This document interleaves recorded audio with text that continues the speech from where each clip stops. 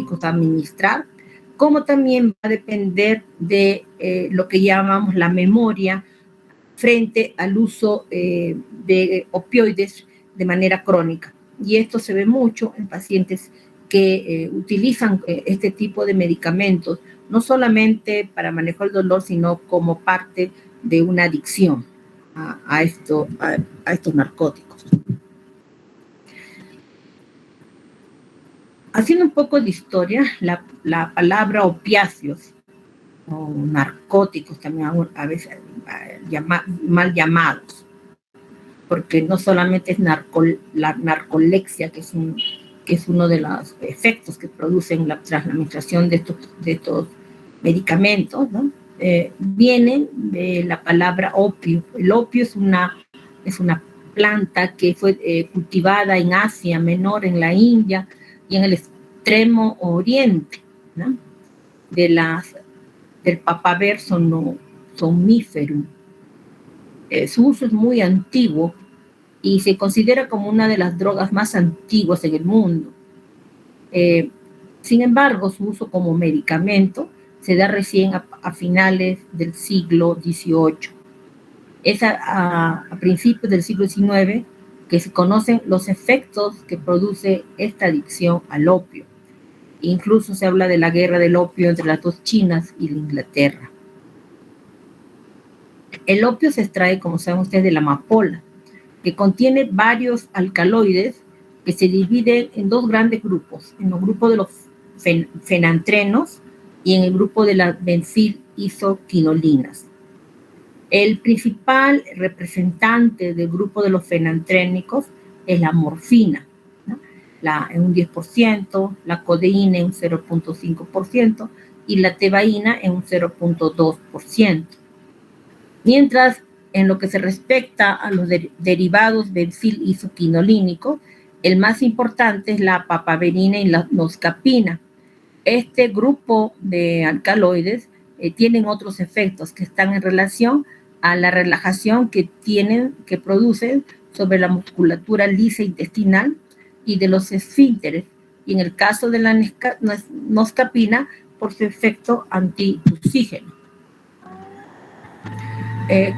Cuando clasificamos a los opioides sintéticos y semisintéticos, lo podemos hacer por su estructura química. Aquellos que tienen una estructura pentacíclica, que es la estructura natural del opio, donde tenemos a la morfina y a la codeína. Luego tenemos a los productos semisintéticos como la nalorfina y la heroína.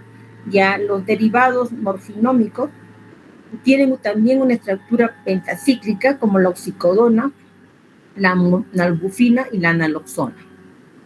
Luego tenemos aquellos que tienen una estructura hexacíclica, que es como la buprenorfina y la etorfina. Los que tienen una estructura tetracíclica como el buterfanol y el testrofano. Los que tienen una estructura tricíclica como la pentazocina y la ciclozocina. Los que tienen una estructura bicíclica, acá tenemos a las 4 fenilperidinas como la petidina y la meperidina, y a la 1, 2 y 1, 3 diaminas, donde tenemos al fentanilo y al sulfentanilo.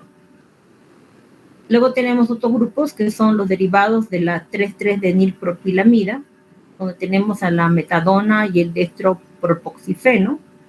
Luego tenemos el grupo de las aminotetralina, donde tenemos a la dexoxina, y otros como el tramadol y el metaxinol.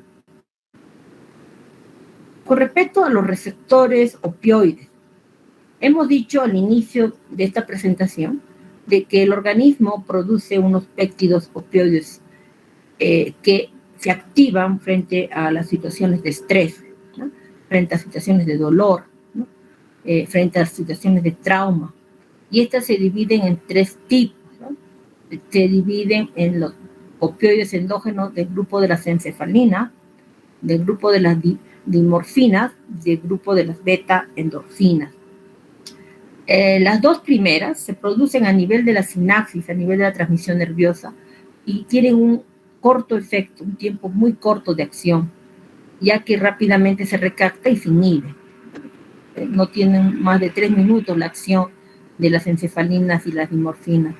Sin embargo, las beta-endorfinas, que se producen a nivel de la hipófisis y circulan a través de todo el sistema circulatorio, realizan su efecto por un periodo mucho más largo y se van a inactivar más lentamente, alrededor de los 30 minutos.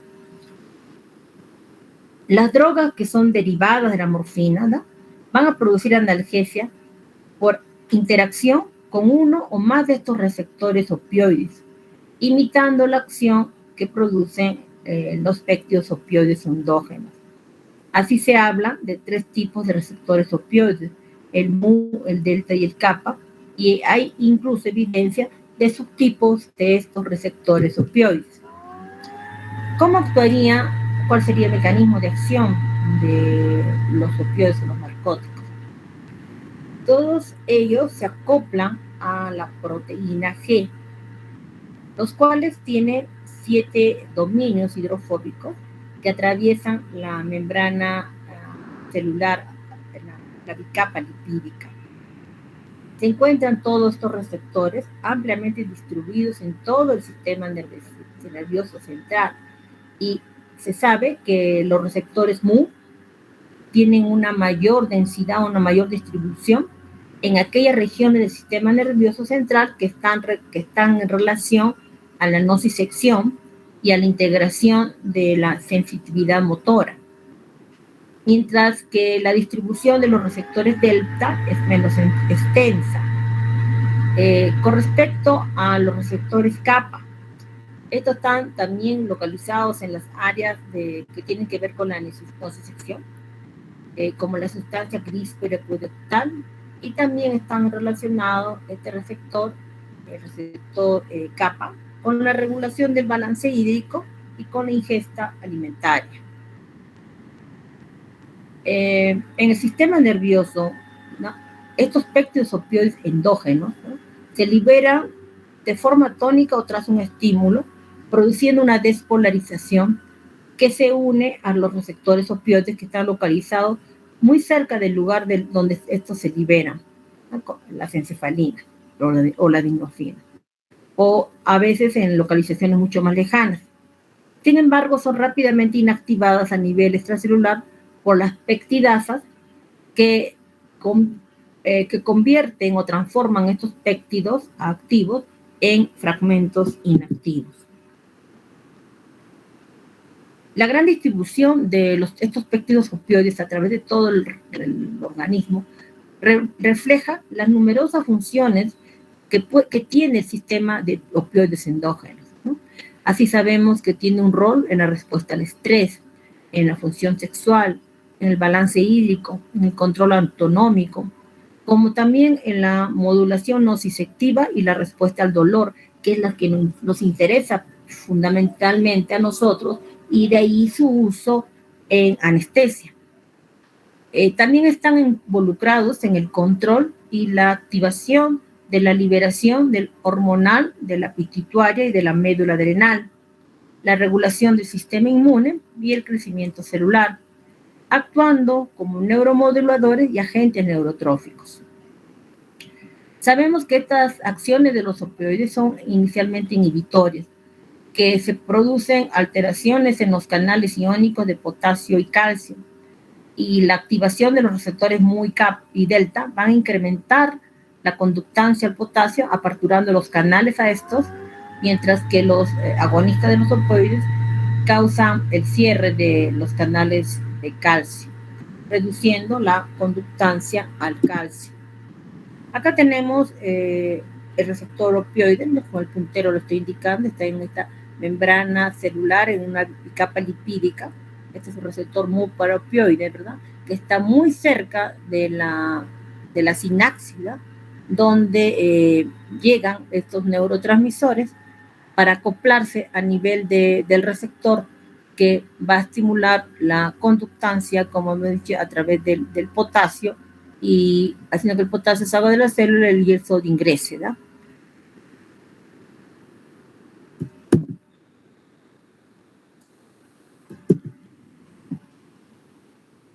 Sabemos que esta activación de un receptor opioide va a hacer que su acción a través de una proteína que está en la membrana celular, que es la proteína G. Cuando se activa la proteína G por los opioides, va a haber una disminución de la actividad de la adenilciclasa y por lo tanto un descenso en la concentración intracelular del AMP cíclico. La distribución de estos receptores opioides en el tejido nervioso muestra que estos se sitúan en las capas más superficiales de la asta posterior de la médula espinal y a nivel cerebral, siendo su mayor concentración a nivel de las estructuras límbicas, en el núcleo del tálamo y áreas que tienen que ver con el control de las funciones viscerales. Igualmente, se han descrito receptores tisulares periféricos para opioides, los cuales se están relacionados o están regulados por el sistema inmunológico que se activa tras una injuria local. Se sabe que es el efecto de estos receptores a nivel periférico es básicamente modular el dolor inflamatorio. Así se han descrito receptores opioides a nivel pre, post y extrasináptico. Los mediadores inflamatorios que se liberan durante una lesión tisular y la inflamación van a alterar la sensibilidad de los nervios periféricos. Estos van a su vez, numerosos mediadores químicos van a activar o van a sensibilizar las terminaciones sensoriales periféricas, los que serían los causantes del dolor y la hiperalgesia. Por otra parte, el incremento de la excitabilidad de estas terminaciones periféricas inducirían cambios bioquímicos y morfológicos en el asta posterior de la médula espinal, facilitando la transmisión nociceptiva y la hiperexcitabilidad en el sistema nervioso central. Estos péptidos opioides endógenos están presentes en estos tejidos inflamados, que posteriormente se unen a los receptores opioides, ¿no?, que se expresan en las fibras sensoriales y simpáticas y en las células inmunes, disminuyendo la excitabilidad nerviosa y modulando probablemente la liberación de los mediadores inflamatorios. Con respecto a la farmacocinética de los opioides, estos no poseen efecto en el plasma, pero actúan a nivel de receptores específicos. Y la intensidad del efecto es el número de receptores que son ocupados por este opioide. La concentración de la droga, entonces, a nivel del receptor, es mucho más impactante que la concentración plasmática de la misma. Cuando nosotros administramos por vía intravenosa un opioide, no va a haber retraso debido a la absorción. La concentración picoplasmática va a ocurrir casi inmediatamente luego que se administra un bolo de un opioide. Y luego esta va a disminuir a medida que la droga se va a distribuir hacia los tejidos blancos. Esta tasa de distribución va a estar determinada por el flujo sanguíneo, por el gradiente de concentración entre el plasma y el tejido, por el coeficiente de permeabilidad de la droga, y en este mecanismo son muy importantes el tamaño molecular del opioide, la ionización y la solubilidad en lípidos.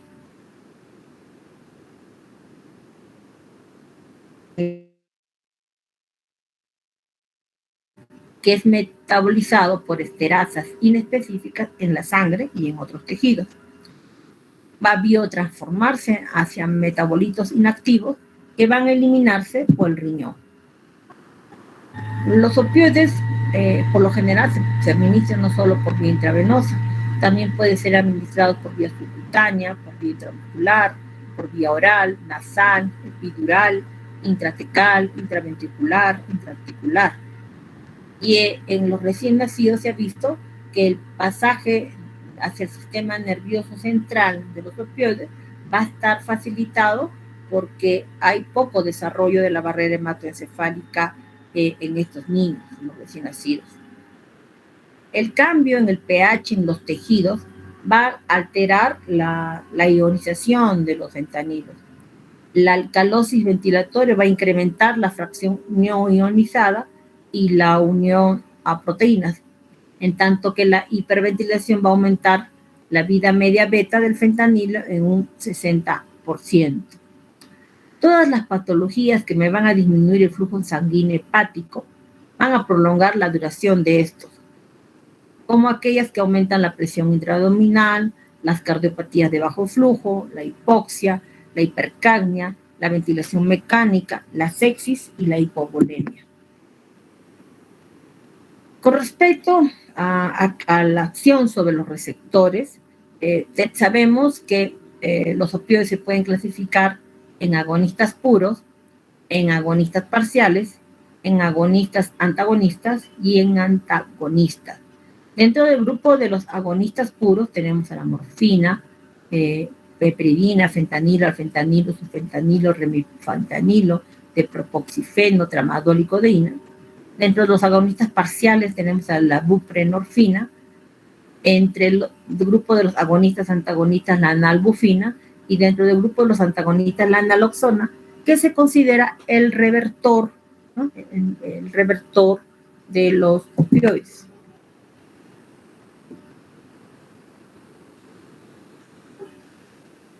Acá vemos en este cuadro, ¿no? Comparando los narcóticos, o sea, el fentanilo, el alfentanilo, sulfentanilo y remifentanilo, que tras una administración en bolo de estos opioides, el tiempo para que alcance su efecto máximo en minutos, el alfentanilo es el que alcanza más rápidamente, seguido del remifentanilo. Y su tiempo medio de eliminación, su tiempo medio KEO, como llamamos en TIVA, en anestesia intravenosa total, es de 1,3. Si lo comparamos con los otros narcóticos, a excepción del alfentanilo, tiene una rápida eliminación también a nivel plasmático, ¿no?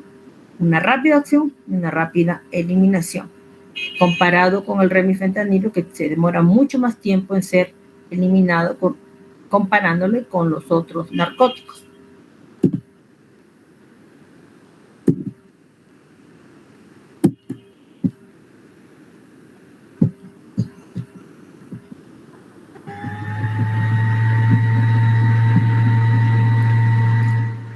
Con respecto a las acciones farmacológicas que tienen los opioides, el principal efecto es a través de su acción en los receptores que tienen que ver con la nocicepción, es decir, con el dolor, ¿no?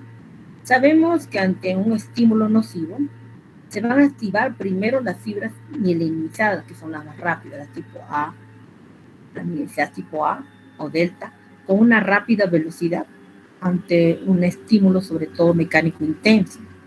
En segundo lugar, se van a activar las fibras amilínicas tipo C o de conducción lenta, que se van a estimular por estímulos mecánicos, térmicos o químicos difusos.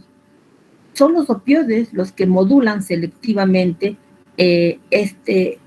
llamamos este segundo dolor, es decir, las cifras, la modulación del dolor que se pereniza, o sea, aquellos de conducción lenta.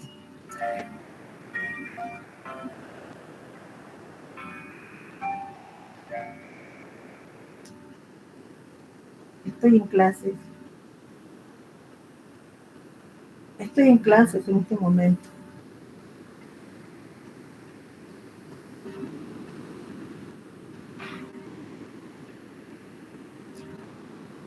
Estas fibras que tienen que ver con la conducción del dolor entran en el asta dorsal de la médula espinal y hacen sinapsis mayoritariamente en las capas superficiales de la médula, en particular en la lámina 1 y en la sustancia gelatinosa. Luego de hacer sinapsis en este nivel, la información se transmite a través del tracto espinotalámico hacia los centros superiores a nivel cerebral. En el sistema nervioso central, los compuestos morfínicos Produce analgesia, pero también produce somnolencia y modificaciones del estado de ánimo y embotamiento, que produce una analgesia sin pérdida de la conciencia. La circulación cerebral no se va a ver afectada directamente con las dosis terapéuticas que nosotros administremos de morfina. Sin embargo, se habla de una depresión respiratoria que es inducida por los opioides y una retención de CO2 que provoca vasodilatación cerebral y aumento de la presión intracraneal. Los morfínicos así alteran la regulación del ritmo respiratorio. Pueden aumentar las pausas respiratorias, retrasar la expiración y producir una respiración irregular y o periódica. Cuando se usan dosis muy elevadas de morfina y opioides, estos pueden estar relacionados incluso con convulsiones, y esto se debería a que se excitan las células piramidales del hipocampo tras la liberación del GABA por las interneuronas. Asimismo, hay un fenómeno de antidiuresis que se acompaña con el uso de los morfínicos. Estaría en relación al aumento de la liberación de la hormona antidiurética que es producida tras la administración de la morfina. Las náuseas y los vómitos también son producidos por estimulación de la zona gatillo del área próxima del bulbo raquídeo y por efecto periférico al disminuir el tono del esfínter gastroesofágico y el lentecer el vaciamiento gástrico. Así los opioides producen náuseas y vómitos entonces, ¿no?, como efectos colaterales. Aumento también de la presión de la vía biliar, constipación por una disminución de la propulsión. Pueden provocar retención urinaria y liberan, sobre todo la morfina y la mepridina, liberan histamina. Una complicación respiratoria muy frecuente tras la administración de la morfina y de los opioides es la presentación del tórax leñoso o tórax de madera, que se caracteriza por un aumento del tono muscular del tronco y del abdomen, y la rigidez suele comenzar cuando el paciente pierde la conciencia. Con respecto a los efectos cardiovasculares de los opioides, sabemos que todos van a producir bradicardia y vasodilatación, que están en relación a la dosis y a la velocidad de la administración de este medicamento por activación en el sistema nervioso central. La bradicardia va a ser producida por estimulación directa del núcleo vagal y puede ser prevenida si administramos previamente la atropina. Acá vemos los efectos secundarios de los opioides, ¿no? Efectos secundarios como tenemos la tolerancia, estreñimiento, depresión respiratoria, menor actividad neuronal. Ahora vamos a hablar del opioide que más se utiliza. Este es un opioide sintético agonista que está relacionado con el grupo de la fenilpiridina y tiene el nombre químico de N1-fenetil-4-piperidil propión anilide citrato. En resumen, el fentanilo. Este es un potente narcótico, 75 a 125 veces más potente que la morfina, pero su eficacia o efecto máximo es muy similar. Atraviesa la barrera hematoencefálica muy rápido y se distribuye también rápido hacia otro tejido, produciendo analgesia, euforia, sedación, disminuyendo la capacidad de concentración, la sensación de calor en el cuerpo, pesadez de las extremidades, prurito y sequedad de la boca. El fentanilo va a producir depresión ventilatoria dosis dependiente por su efecto directo depresor sobre el centro de la ventilación en el sistema nervioso central. En ausencia de hipoventilación, el fentanilo disminuye el flujo sanguíneo cerebral y la presión intracraneal. No provoca liberación de histamina, incluso cuando administramos grandes dosis de fentanilo. Y la bradicardia es mucho más pronunciada con el fentanilo si la comparamos con la morfina y puede conducir a disminuir la presión sanguínea y el gasto cardíaco. En comparación con la morfina, esta tiene una gran potencia, tiene un más rápido efecto menos de 30 segundos, y una más corta duración de acción. La rápida redistribución por los tejidos va a producir una o más corta duración de acción. El fentanilo se va a metabolizar por dealquilación, hidroxilación e hidrólisis amida a metabolitos inactivos que se van a excretar por la bildifilorina.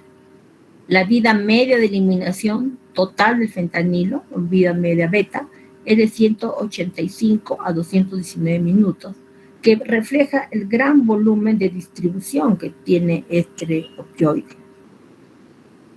Nosotros, para disminuir el tono vagal, ¿no?, que podría inducir la administración de fentanilo, se recomienda administrarlo de manera lenta, sobre todo en neonatos, en lactantes, en ancianos que están sépticos o hipovolémicos.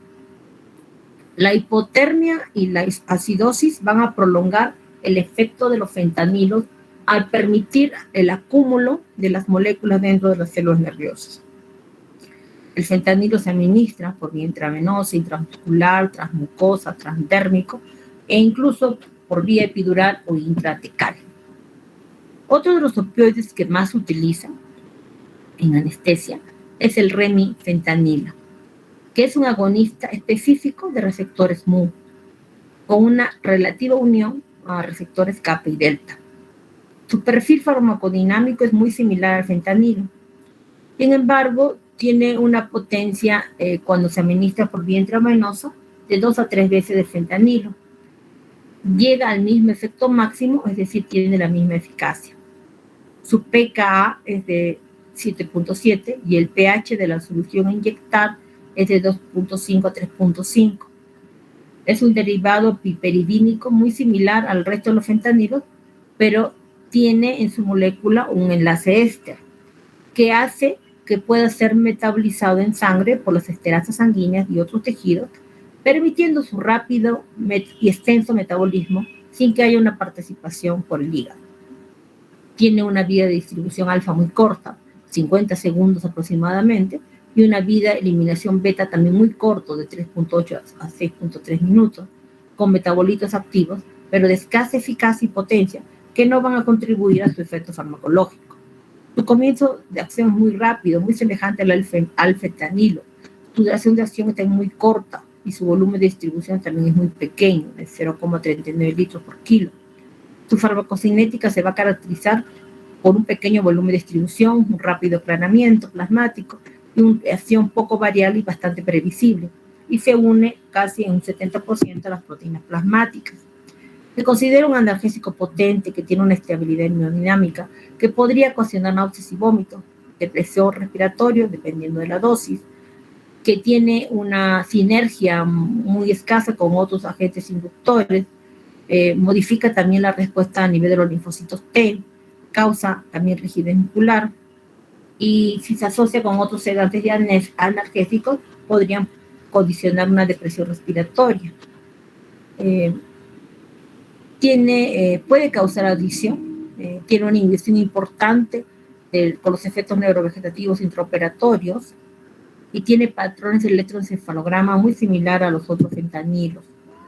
Si nosotros comparamos acá los opioides, vemos acá de que el fentanilo, si lo comparamos está dentro del grupo de los opioides mayores o potentes, si lo comparamos por vía intravenosa, nada más, ¿no? El fentanilo por vía intravenosa, acá tenemos el parche transdérmico que tiene esta presentación de una liberación de 25 a 50 microgramos por hora, ¿no? Y tenemos luego el fentanilo,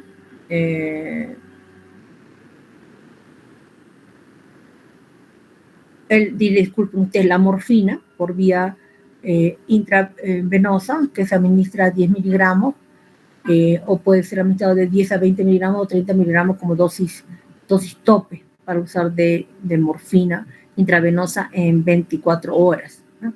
Nosotros, como le digo, nosotros usamos básicamente el fentanilo, ¿no?, por vía intravenosa para la inducción anestésica, para el manejo del dolor, si es que vamos a usarlo no en administración continua, mientras que el remifentanilo sí puede ser usado en sistemas de bombas de forma continua, ya que tras uno suspenda la administración del remifentanilo, el paciente va a despertar rápidamente porque va a pasar el efecto del remifentanilo, a diferencia del fentanilo que se tiende a acumular incluso hasta más de 180 minutos en un paciente.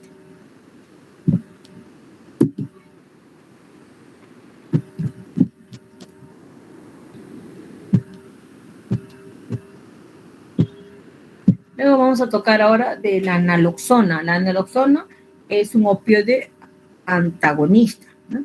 Y al tiene esta característica de ser antagonista, se considera el revertor de los opioides agonistas, específicamente del fentanilo. Esto fue introducido recién en la práctica clínica en los años 70 y es el fármaco prototipo antagonista de la elección en los opioides en la actualidad. Va a antagonizar la euforia, la analgesia, la somnolencia, va a revertir las náuseas y vómitos que se producen tras la administración de los opioides, el prurito, la retención urinaria, la rigidez, el espasmo biliar, y lo más importante, va a revertir el efecto de depresión respiratoria que se induce tras la administración de los opioides. El comienzo de acción tras la administración de la naloxona por vía intravenosa va a ser rápido, 1 a 2 minutos, y su duración va a ser muy breve, de 30 a 45 minutos, casi muy similar al flumacenilo que se utiliza para antagonizar el efecto de la benzodiazepina. No todos los efectos se van a revertir al mismo tiempo. Se sabe que en dosis superiores a 0.3 microgramos por kilo, la naloxona puede incluso aumentar la presión sistólica y producir menor rendimiento en las pruebas de memoria. En dosis clínicas, la naloxona va a revertir los efectos muy rápidamente, dosis de 1 a 2 microgramos por kilo, o pueden ser también titulados en bolos de 0.5 a 1 microgramo por kilo, cada 2 a 3 minutos, van a restaurar la respiración espontánea en 1 a 2 minutos. Sin embargo, la duración de los efectos son muy cortos, ¿no? Por su rápida redistribución desde el cerebro, con lo que es posible incluso en pacientes que han recibido sistemas de bomba continua, narcóticos, por mucho tiempo, pueden reaparecerse los efectos de los opioides, ¿no? Por lo que se requiere un monitoreo de la oxigenación, de la saturación de oxígeno en estos pacientes que reciben opioides en forma continua. Y acá tenemos esta imagen donde nos dice que la naloxona puede salvar vida en pacientes que se han sobredosificado con opioides.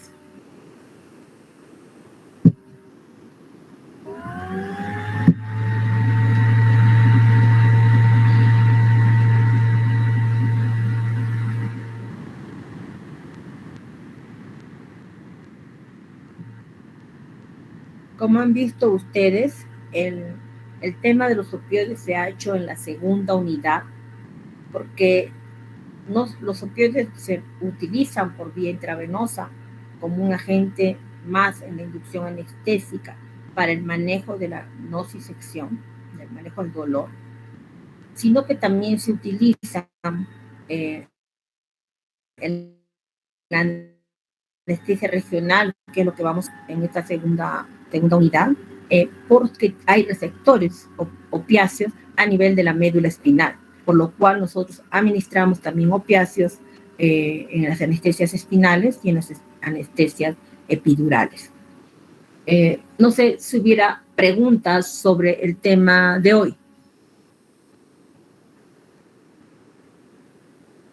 ¿Preguntas? Doctora, disculpe, y con respecto al uso de opioides, y con respecto al uso de estos en embarazadas. De los opiáceos. Hemos dicho en la clase que incluso atraviesan la barrera hematoencefálica en los cerebros de los bebitos. Por eso es que cuando, por ejemplo, se utilizan opiáceos para analgesia del parto, eso se hace mucho en Europa, en ciertos países de Europa y en Estados Unidos, en algunos estados, donde a las pacientes que están en trabajo del parto están con sus infusiones continuas de fentanilo, remifentanilo en bomba. Están recibiendo a dosis muy bajas, como para modular su dolor, o sea, que el dolor no sea tan intenso por el trabajo de parto. Sin embargo, se ha visto que en los neonatos que nacen en mujeres que han estado recibiendo estas infusiones, si tú tienes el revertor, si tú tienes la naloxona, tras la atención del bebé, se puede revertir los efectos de este opiáceo en los niños y en la madre administrando naloxona, ¿no? En algunos lugares lo utilizan por esta razón, porque sí atraviesa la barrera hematocefálica y estos niños, incluso si tienen un sufrimiento fetal agudo, es decir, si hay una acidosis a nivel sanguíneo en estos niños, se acentúan incluso los efectos de depresión respiratoria que se inducen por la administración de estos narcóticos. Lo otro es cuando hay adicciones, ¿no? Mujeres que se toman durante todo su embarazo, sobre todo aquellas que son dependientes de heroína, ¿no? Eso se ve mucho en algunos lugares en Asia y en Estados Unidos y en Europa, ¿no? Mujeres adictas a heroína. La heroína es un opiáceo, ¿no? Y se hace por vía intravenosa, y son mujeres que por esa adicción que tienen a este opiáceo, incluso gestando, durante todo el embarazo se administra. Se ha visto que en estos niños que nacen de mujeres que son dependientes de heroína, estos niños también tienen una cierta dependencia a la heroína al nacer, ¿no? Que en algunos casos no se puede revertir ni siquiera con la administración de naloxona, a pesar que sabemos que la naloxona es un revertor del efecto de los narcóticos. Se habla de que esto se debería básicamente a una inhibición de los receptores antagonistas. Acuérdense que para que la naloxona actúe, tiene que haber estos receptores antagonistas a nivel de la célula de la membrana lipídica de las neuronas, donde están todos los receptores para los opiáceos, ¿no? Tanto endógenos como los exógenos. Se señala que en aquellas personas que, embarazadas sobre todo, que han estado con adicción, sobre todo a heroína, de que estos receptores agonistas están disminuidos, o sea, se han poco desarrollado durante su desarrollo de su sistema nervioso central en estos niños de madres dependientes de opiáceos. Y por eso es que no se puede revertir el efecto, y que muchos de estos niños también, por la adicción que tienen a estos opiáceos, acuérdense que la adicción provoca una neuromodulación, ¿no? A nivel del sistema nervioso, sobre todo central, más que periférico. Entonces se ha visto de que muchos de estos niños se tienen que hacer toda una terapia para eliminar progresivamente, porque eso no puede ser brusco, de la circulación sanguínea, a nivel de los receptores sobre todo, estos morfínicos, ¿no? Para evitar el síndrome de abstinencia que se puede presentar en estos recién nacidos de mujeres que son dependientes sobre todo de heroína, ¿no? Lo que más se ha visto. Pero sí, todos estos opiáceos atraviesan la barrera hematoencefálica, ¿no? Y cuando nosotros colocamos, por ejemplo, una anestesia epidural, ¿no? con narcóticos, que a veces lo usamos para mejorar la calidad, ya que la acción del anestésico local es en un lugar, la acción del opioide es en otro lugar, y sumado la acción en estos dos lugares, manejamos mejor, la calidad del bloqueo se hace mucho mejor. Las dosis que utilizamos nosotros de narcóticos, se ha visto, y en todos los trabajos que ahora he publicado, cada vez se han disminuido mucho, en el tiempo se ha ido disminuyendo, progresivamente, ¿no? Antes se hablaba de más de 100 microgramos de fentanilo para poner en una anestesia raquídea o más de 60 microgramos de fentanilo en una anestesia epidural. Actualmente las revisiones nos hablan de usar de 3 a como dosis máxima 10 microgramos de fentanilo en una anestesia raquídea y no más de 30 microgramos de fentanilo para una anestesia epidural. ¿Por qué razón? Por los efectos adversos que presenta, no por la dependencia, sino por los efectos adversos. Básicamente, los efectos adversos que están relacionados con el prurito, ¿no? Muchas mujeres que nosotros administramos los narcóticos por vía epidural o por vía raquídea van a manifestar escozor, van a sentir picazón, ¿no? En diferentes partes del cuerpo. Incluso termina la cirugía y las señoras se siguen rascando, ¿no? Y esto es por el efecto que provocan los narcóticos en otro tipo de receptores, ¿no? Que tienen que estar relacionados con la prurito. Ahora, no todos los pacientes lo demuestran, lo tienen. Este efecto va a pasar cuando pase el efecto narcótico. ¿Tú puedes atenuar este efecto? Sí, claro. Una vez que salga el producto, tú puedes agregar antihistamínicos para inhibir esta respuesta a los narcóticos. Entonces, por eso es que cada vez se pone menor dosis de narcóticos asociados a anestésicos locales para estos bloqueos tronculares regionales, como son el espinal y el epidural, que lo vamos a tratar en las siguientes clases. ¿Alguna otra pregunta? ¿Alguna otra pregunta sobre narcóticos? Por ejemplo, es muy importante saber de que cuando llega una persona con una intoxicación por opiáceos a una emergencia, ¿no? Realmente el paciente va a llegar con depresión respiratoria, va a llegar pálido, bradicárdico, hipotenso, con disminución de la frecuencia respiratoria, ¿no? Estos pacientes, la gran mayoría, vamos a tener que hacer una reanimación desde una intubación orotraqueal y, como les dije, el uso de la naloxona está básicamente dirigido cuando se usan opiáceos de acción corta, tipo remifentanilo, tipo alfentanilo o sufentanilo. Cuando la persona ha hecho una sobredosis de opiáceos de otro tipo, tipo heroína, tipo cocaína, ¿no? Que asociado a la heroína, la cocaína, ¿no? Estos narcóticos, indudablemente, el paciente no vamos a poder manejarlos adecuadamente con la naloxona, ¿no? La naloxona específicamente se utiliza más para revertir los efectos del fentanilo, más que y de los de acción corta, como son el alfentanilo, sufentanilo y remi, más que morfina o más que heroína. Más preguntas, si no hubiera más, terminamos la clase de hoy. Mañana tenemos clase de práctica en la noche y el lunes igual.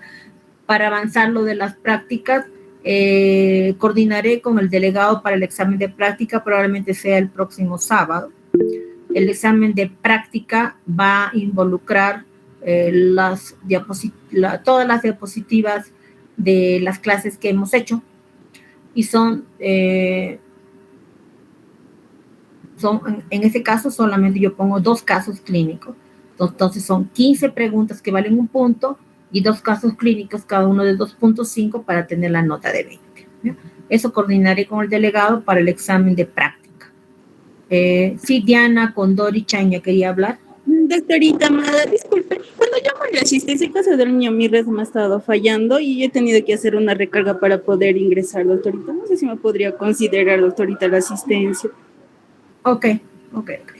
Entonces, si no hubiera más preguntas, Brian, estaba preguntando Brian.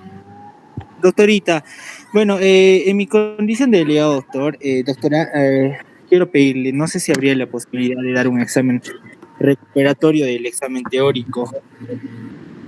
No se va a dar. Ya le he dicho a los 3 grupos que no les voy a dar la opción de dar un examen ni de recuperación ni sustitutorio.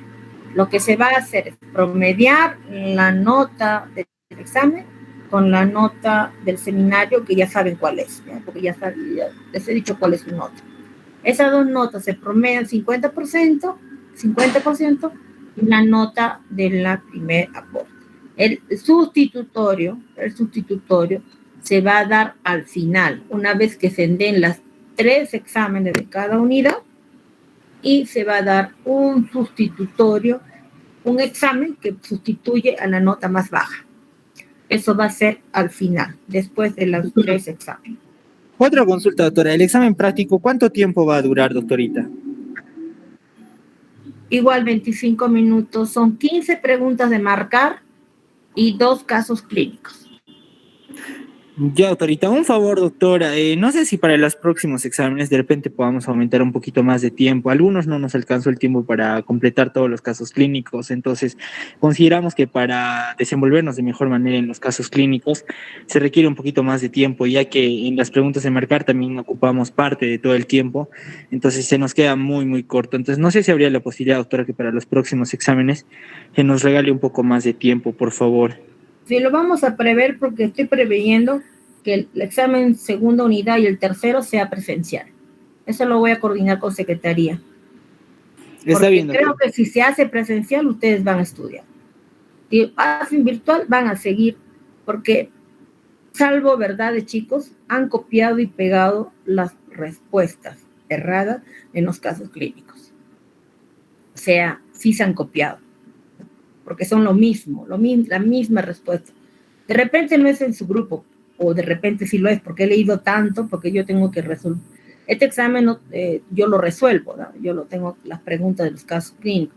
Muchos son copiado y pegado los mismos errores. Entonces, sí se copian. O sea, no me van a decir que no lo hacen. Entonces, y creo que el hecho de que como es virtual, piensan de que es más fácil el examen. No es así. No es así, ¿no? Entonces, más bien estoy previniendo para la segunda unidad, probablemente se tenga que tomar el examen de manera presencial para cada uno. ¿Me escuchan? Sí, doctora, está bien. Y si va a ser presencial, indudablemente que el tiempo va a ser mayor. Ya, doctorita. Coordinaré contigo para el próximo domingo colgar ya el examen de práctica, ¿no? Tendríamos que ponernos de acuerdo la hora. Creo que son 4 clases, si no mal recuerdo, las que entran al examen, que están colgadas en el aula virtual. Y el día de mañana y el día lunes repasaré los casos clínicos que probablemente les pueda tomar para el examen de práctica, ¿ya? Eso sería todo. Doctorita, una consulta. ¿Sabe que me he conectado? Muy buenas noches, nos estamos viendo. Ya, Álvaro, me he conectado dime. un poco. Dime, ¿Me podría Álvaro. considerar en la asistencia, por favor? Ok. Ya, muchas gracias. Buenas noches. Por favor, a mí también. Jurado. Si no hubiera más preguntas, nos Por vemos favor, el día. buenas noches. Tenía problemas para buenas noches. conectarme antes. Doctorita. Ok, buenas noches. Gracias, doctora. Hasta luego. Gracias, doctora. Hasta luego.